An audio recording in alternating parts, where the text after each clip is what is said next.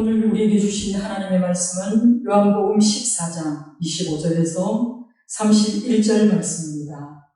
내 이름으로 보내실 성령이라는 제목으로 하나님 말씀 증거할 때에 하나님의 음성으로 들으시기 바랍니다. 날씨가 상당히 더워졌습니다. 오늘은 우리 교회 근처에서요, 철인 3종 경기를 하는 모양입니다. 그래서 도로들이 다 막힐 거라고 예고되어 있었는데요.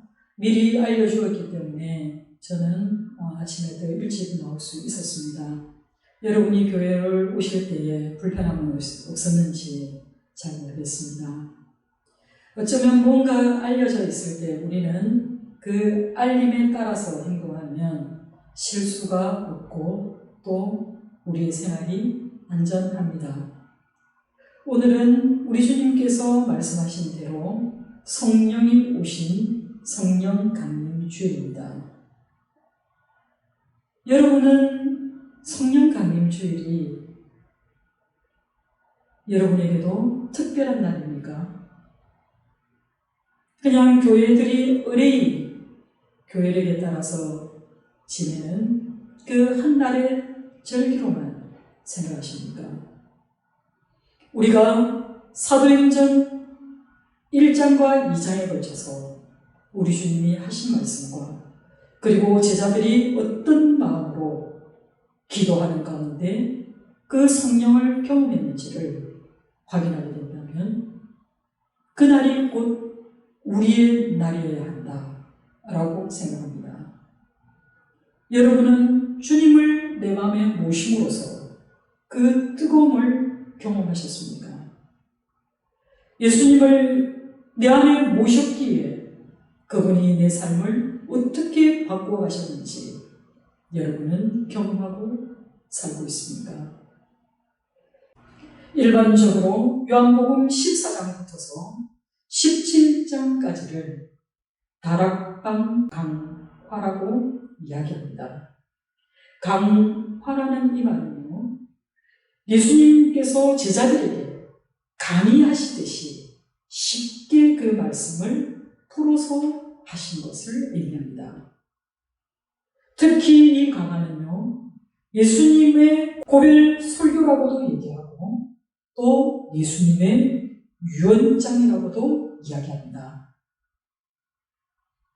예수님의 고별 강화의 첫 번째 부분은요, 4장 끝까지 오늘 우리 읽은 본문까지 계속 이어지고 있는데 초대교회 사람들은 예수님의 떠나심, 이제 예수님이 우리와 함께 계시지 않는다는 것에 위기의식을 느끼고 있었습니다. 이제 예수님은 본래 자신이 계시던 곳, 아버지께로 가기 위해서 떠나실 것을 예고해 주셨고, 그리고 이제 뒤에 남겨질 그 제자들이 겪게 될 그런 상황에 대해서 말씀해 주시면서 이 고별 강화를 시작하셨습니다. 이 강화가 시작된 시점은 바로 예수님께서 십자가를 앞둔 그 시점에 우리에게 주신 말씀이라는 사실입니다.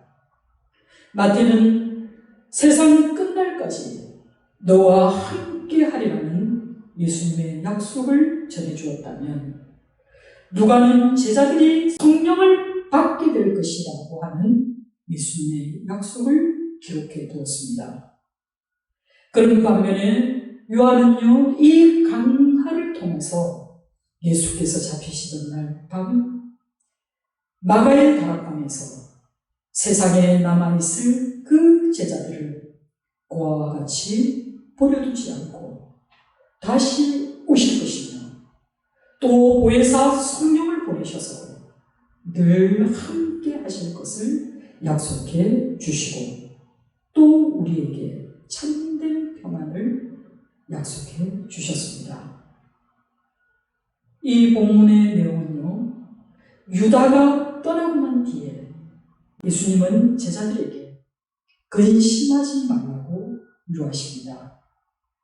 근심하지 말라는 이 예수님의 위로의 말씀은 13장 36절에서 38절에 베드로에 대한 예수님의 부정적인 예고로 인해서 이제 자신들에게 닥쳐올 그 운명에 대해 의구심을 갖고 있고 또 근심에 쌓여 있는 그 제자들을 위로하시기 위함입니다. 예수님은 너희가 근심하지 말아야 할 그 이유에 대해서 내가 아버지 집에 갈 곳이 많이 있기 때문에 너희를 위해 그 거처를 마련하기 위해 가고 또 다시 오실 것이라는 위로의 말씀이 있기 때문이라고 말씀합니다. 예수님이 언급하신 아버지의 집은요, 유대인들이 생각하였던 하나님의 거처, 그것을 말씀하고 있는 것입니다.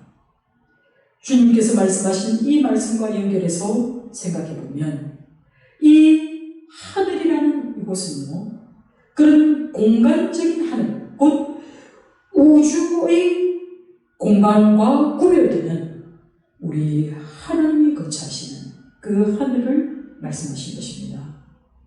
사랑하는 성도 여러분, 우리에게 예수님께서 말씀하신 보혜사 성령님의 오심이 얼마나 절실하고 중요한 것인가를 요한복음 14장에 언급된 예수님의 제자들과의 대화를 통해서 우리는 잘 알 수 있습니다. 내가 어디로 가는지 그 길을 너희가 아느냐라는 예수님의 질문에 대해 의심 많은 도마는 주여 주께서 어디로 가시는지 우리가 알지 못하거늘 그 길을 어찌 알게 싸움나이까? 라고 되레 예수님께 물어봅니다. 이 질문에서 예수님은 내가 곧 길이요 진리요 생명이라는 대답을 하시는데요. 이 말씀은 예수님은 진리와 생명으로 인도하는 길 되심을 말씀하신 것입니다. 역설적으로 표현하면 길이신 예수님을 받아들이지 않는다면 그는 그를 받아들이지 못했기 때문에 진리를 이해하지 못하고 죽게 될 것이라는 것입니다. 그렇기 때문에 나로 말미암지 않고는 아버지께로 올 자가 없다는 이 말이 진리를 받아들이지 않은 그 사람에게도 동일하게 적용된다는 것입니다. 그러자 이번에 빌립이 묻습니다. 주여 아버지를 우리에게 보여주옵소서. 그리하면 족하겠나이다 라고 요청합니다. 빌립의 요구는 로고스로서의 예수님의 역할과 그리고 성육신하신 예수님의 근본적인 실체에 대한 오해에서 비롯된 질문입니다. 빌립은 여전히 하나님의 계시자로서 예수님의 참된 모습을 이해하지 못했다는 것입니다. 빌립의 이런 오해에 대해서 예수님은 내가 이렇게 오래 너희와 함께 있으되 내가 나를 알지 못하느냐 라고 되물으셨습니다. 예수님 자신이 하나님의 유일하시고 참된 계시자인 것을 알지 못하고 왜 이렇게 네가 내게 하나님을 보여달라 하느냐라고 되물으신 것입니다. 예수님은 하나님의 품속에 계신 분이시고 하나님의 완전한 계시자입니다. 그럼에도 불구하고 빌립은 아무도 볼 수 없는 그 하나님의 영광과 은혜와 진리가 바로 자기 눈앞에 계신 그 예수 안에 있음을 파악하지 못한 그 안타까움을 예수님께서 바라보시고 빌립에게 말씀하신 것입니다. 여러분이 가지고 계신 성경은 여러분에게 혹시 말을 걸어옵니까? 여러분이 가지고 날마다 읽는 그 성경 속에서 여러분은 하나님의 음성을 듣습니까? 여러분이 묻고 또 여러분의 그 삶의 방향을 설정하고자 할 때 성경은 여러분에게 무엇라고 대답해주고 있습니까? 그저 세상 위에 있는 다른 어느 책들과 다를 바 없는 그런 한 권의 책으로 멋지게 가죽이 펴진 그 책으로 고전처럼 책꽂이에 꽂혀있는 혹은 여러분 책상 위에 놓여있는 혹은 여러분이 불안하고 두려운 마음에 차 안에 싣고 다니는 그런 부적과도 같은 그런 성경으로 남아 있습니까?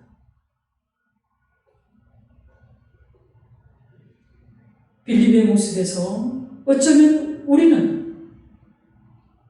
우리의 모습을 보게 됩니다.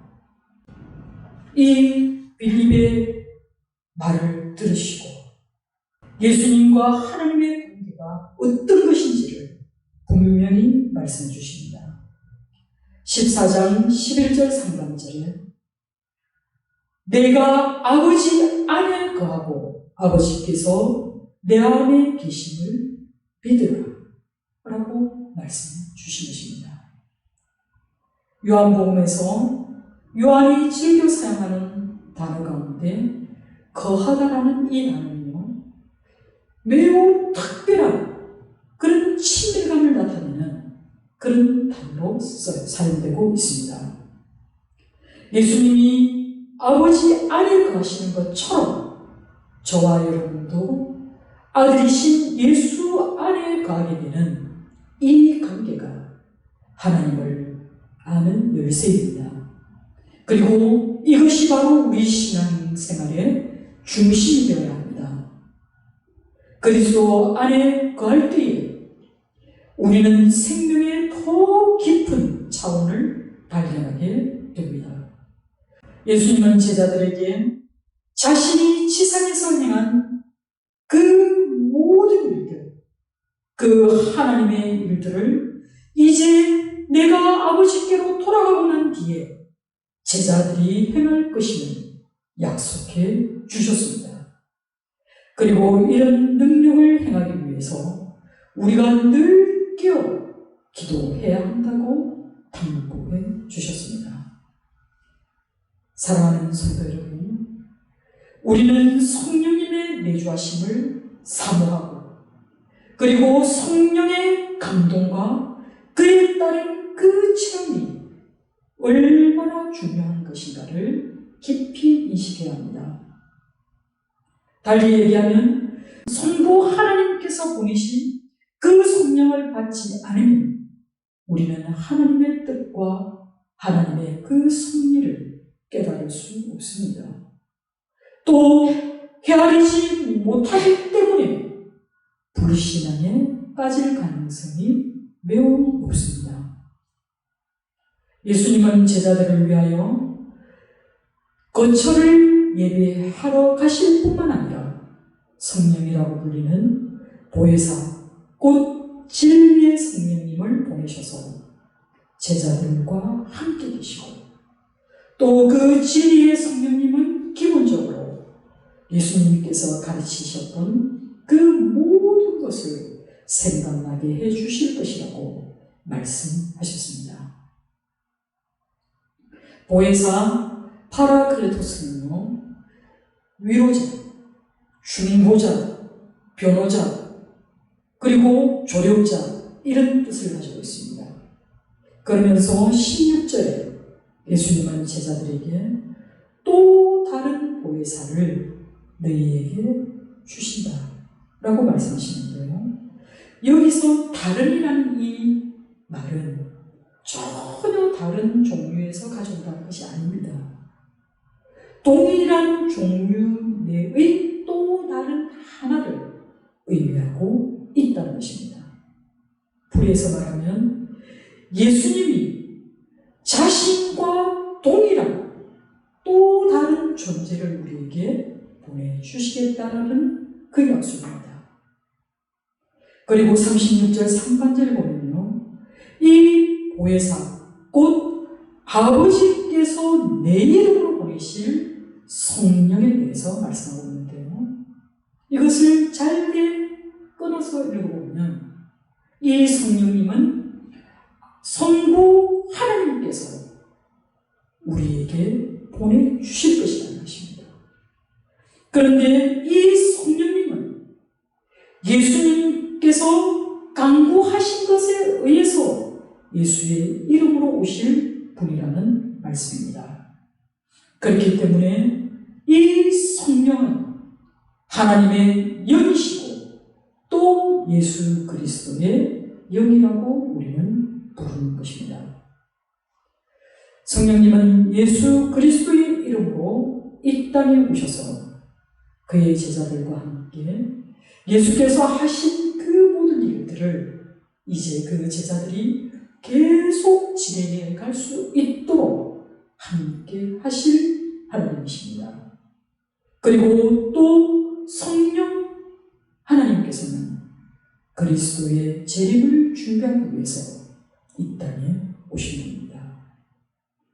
진리의 영이신 성령님은 본문 26절 중반절에 내가 너에게 모든 것을 가르칠 것이다 라고 얘기하신 이 말씀에 유의하시기 바랍니다. 성령은 우리에게 진리를 가르치는 그 스승으로 오신다는 것입니다. 성령은 주고받는 물건이 아니고 또 어떤 사람이 많은 기도 가운데서 또 하나님이 주신 그 은사 가운데서 방언으로만 오시는 것이 아니라는 겁니다. 만일 여러분들이 내가 성령을 줄 수 있고 또 누군가로부터 성령을 받을 수 있다고 생각한다면 이것이 바로 하나님에 대한 신성모독인 것입니다. 성령님은 진리를 가르치는 스승으로 오셨다는 것은 그가 인격을 가지신 하나님이시라는 말씀입니다. 우리 안에 성령이 계셔야만 예수 그리스도를 나의 주님으로 고백할 수 있습니다. 우리 안에 성령께서 내주하셔야만 하나님을 나의 아버지라고 부를 수 있습니다. 그래서 사도 바울은 고린도전서 12장 3절에 성령으로 아니고는 누구든지 예수를 주라 시인할 수 없느니라 말씀하신 것처럼 성령의 도우심이 아니면 어떤 누구도 예수 그리스도를 나의 주님으로 고백할 수 없습니다. 새롭게 하시는 진리의 성령께서 우리에게 이 믿음의 고백을 선물로 주지 않으셨다면 아무리 인간이 높은 지식을 쌓아서 하나님의 도에 이르고 싶어 한다 할지라도 또 돌을 깨우쳐 자신을 채근하여서 수행과 그리고 탐구 끝에 하나님의 그 진리에 도달하고 싶어 한다 할지라도 신비롭고 거룩하신 하나님에 대해 그 어떤 것도 성령 하나님의 도움 없이는 알아낼 수 없습니다. 영적으로 어두웠던 유대인들처럼 지금 예수 그리스도의 지금 거리에 있는 제자들조차도 성령이 그들에게 임하기 전까지는 예수 그가 누구인지 정확하게 알지 못했고 또 영적으로 미숙아 상태에 머물러 있었다는 것을 우리는 이들이 예수님과 나눈 대화 속에서 발견할 수 있습니다. 사랑하는 성도 여러분, 성령님은 구원받은 모든 사람들의 마음에 계시기 때문에 바울은 고린도전서 6장 19절에 너희 몸은 너희가 하나님께로부터 받은 바 너희 가운데 계신 성령의 신인 줄을 알지 못하느냐 라고 묻습니다. 여러분은 예수 그리스도를 믿음으로 구원받은 성도들이 맞습니까? 그렇다면 이 성령 하나님이 우리의 마음에 영원토록 내주하심을 기억하시기 바랍니다.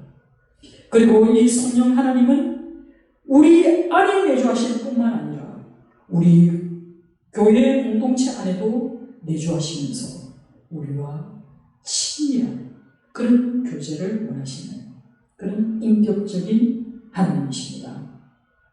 무엇보다도 성령께서 이 땅에 오신 이유는 본문 26절 하반절에 내가 너희에게 말한 모든 것을 생각나게 하리라는 말씀대로 그리스도께서 말씀하신 그 모든 것을 분명하게 알고 우리가 증인의 삶을 살 수 있도록 하시기 위해서 성령께서 이 땅에 오신 것입니다.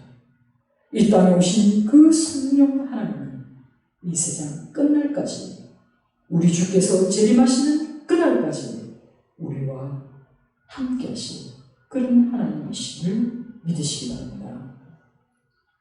성령님은 예수님의 말씀을 새롭게 증거해 주시기 때문에 우리가 주의 말씀을 더 깊이 묵상하면 할수록 우리는 하나님과 나의 관계를 다르게 설정할 수 있습니다.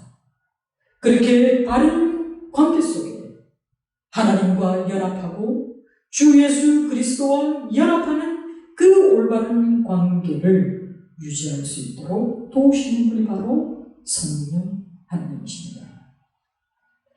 성령님이 예수님이 승천하신 후 10일이 지나 오순절날 마가의 다락방에서 기도하던 제자들에게 강림하셨기 때문에 그들은 이전에 깨닫지 못했던 많은 진리를 깨닫게 되었습니다.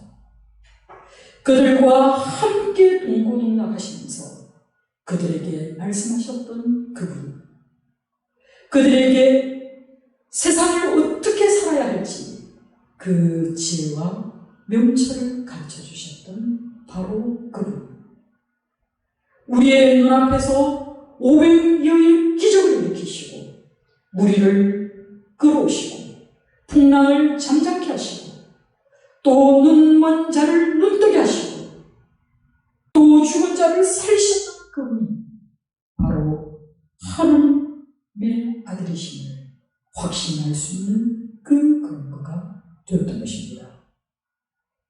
진리의 성령님으로 인해서 이 모든 것을 깨달아 알게 되었을 때 그들은 주님께서 당부하신 말씀들을 기억해내기 시작합니다.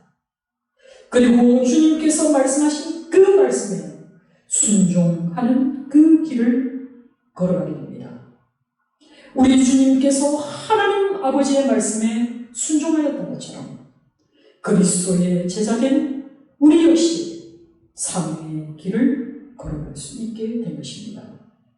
죽으면 죽으리라는 그 생각으로 이 세상 끝까지, 이 세상 끝날까지 지금도 그리스도의 제자로 주님의 길을 가는 사람들이 이 세상에서 일어나게 된 것입니다.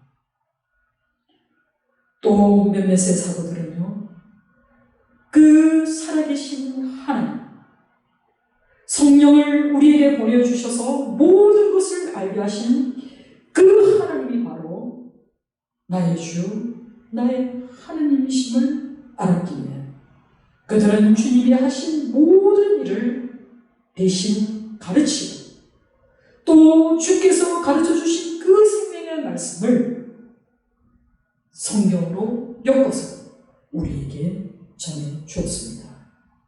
그들은 이 말씀을 전하기 위해서 목숨을 바쳤습니다. 그 목숨을 다한 그 말씀이 그 팔레스타인, 그 험난지 나라, 그 조그마한 동네에서 시작된 이 복음이 바다를 건너고 산을 넘어서 이제 이 대한민국 땅에 전파되어진 것입니다. 그들의 이 수고와 노력이 없었다면 우리는 하나님 나라의 아름다운 복음을 전해듣지 못했을 것입니다. 이 모든 것이 가능하게 된 것은 바로 오순절 마가의 다락방에 기도하던 그 제자들에게 우리 주께서 약속하신 성령이 오셨기 때문에 이 모든 것이 가능해졌습니다. 요한복음 1장 38절에 예수님의 첫 제자들이 예수님이 어디에 머무르시는지 물었을 때 오늘 본문 14장 23절에 예수님은 그들과 함께 머물 것이라고 대답해 주셨습니다. 이것이 얼마나 귀한 복음의 말씀입니까? 보혜사 성령님을 통해서 예수 그리스도께서 영적으로 우리와 함께 계신다는 이 확신을 가지고 살아가는 성도 여러분 다 되시기 바랍니다. 장차 우리가 하늘에서 예수님과 함께 가는 그 미래적인 종말, 지금 우리와 함께 가는 실현된 종말로 전환되었다라는 이 놀라운 사실을 우리의 삶 속에서 경험하시는 저와 여러분이 되기를 소망합니다. 사랑하는 성도 여러분, 주께서 보내신 보혜사 성령님은 자의적으로 말씀하지 않습니다. 성령님은 우리 주님께 들은 것, 그것만을 말하시기 때문에 결코 성부 하나님과 성자 하나님의 생각은 다를 수 없습니다. 보혜사 성령님은 그가 들은 대로 우리 교회 공동체에게 그리고 우리 각 개인에게 말씀하시기 때문에 이 말씀이 모든 것을 생각나게 하셔서 우리 주님이 이미 계시하셨던 그 말씀을 확인하고 확대하는 그 사역을 우리가 감당하게 되었다는 것입니다. 이로써 성령 하나님으로 인해 우리가 하나님을 영화롭게 하는 그런 자리에 이르게 될 줄 믿습니다. 그리고 주님의 제자된 성도들에게 이 보혜사 성령님이 제자들 안에 있고 또 제자들뿐만 아니라 오늘날의 우리에게도 그리고 후세대의 이 복음을 감당할 모든 자들에게 함께 계시기 때문에 우리는 성령과 동행하는 그날까지 우리는 그 성령의 역사심을 쉽게 깨달아 알 수 있습니다. 우리에게 모든 것을 가르치시고 또 진리의 길로 인도하시는 보혜사 성령님은 우리에게 미래에 일어날 일도 알려주시고 또 그리스도께 속한 것과 그리스도께 속하지 않은 것을 미리 알려주심으로써 우리 교회 공동체가 참 예언자들과 그리고 거짓 예언자들을 분별할 수 있는 그 능력도 주신다는 것을 믿으시기 바랍니다. 그러나 세상은 성령을 받지 못하기 때문에 그들은 성령을 보지도 못하고 또 알 수도 없습니다.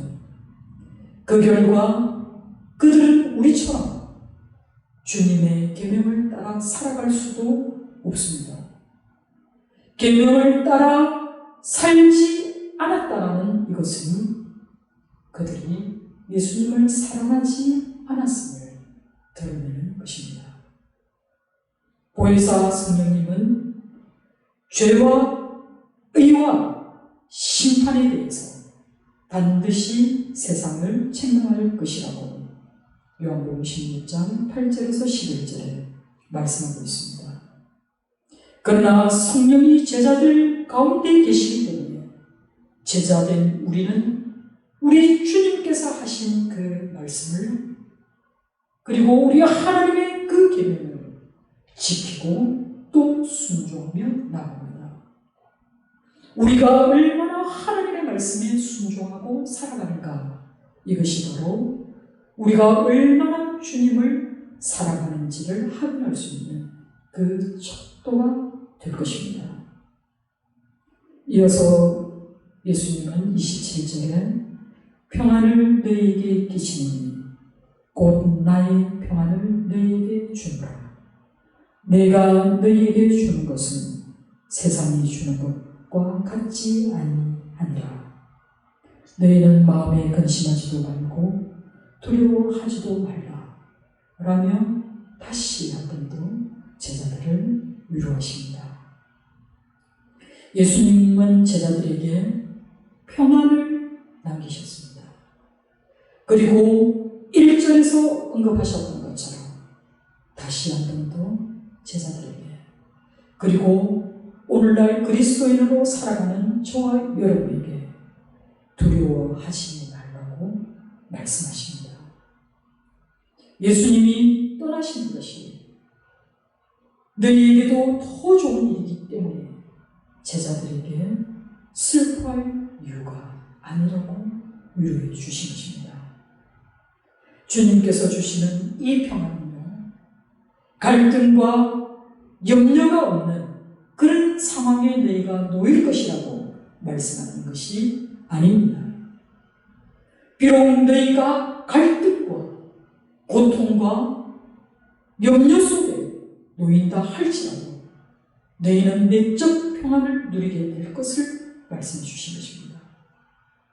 이 평안을 예수님께서 언급하신 이유는 예수님이 떠나시고 난 뒤에 당장 제자들에게 닥쳐올 그 많은 세상의 적대적인 그 상황들을 예수님께서 미리 일깨워 주시고, 또 그럼에도 불구하고 그 어려운 가운데서도 너희가 평안을 누릴 수 있는 것은 성령이 너희 안에, 그리고 너희 교회 공동체 안에 계시기, 거하실 것이기 때문이라고 우리에게 말씀해 주신 것입니다. 사랑하는 성도 여러분, 이 모든 말씀을 미리 예고하신 것은 하나님께서 그의 종들을 사용하실 때에 미리 그 선지자에게 말씀을 주셨던 것과 마찬가지로 제자들을 통해 위로하시고, 또 닥쳐올 그 날들을 대비하게 하시기 위함입니다. 예수님께서는 하나님의 계획을 제자들에게 확신시키고, 또 이렇게 제자들을 단둘이 함으로써 주님이 가셔야 할 길, 그 십자가의 길, 우리 하나님 아버지께서 명령하신 그 순종의 길로 나아가셨습니다. 사랑하는 성도 여러분, 오늘 우리는 성령님이 왜 오셔야 하는지, 우리 주님을 지금거리에 함께 있었던 그 제자들의 형편이 오늘날 저와 여러분의 형편일지도 모른다는 생각을 하게 됩니다.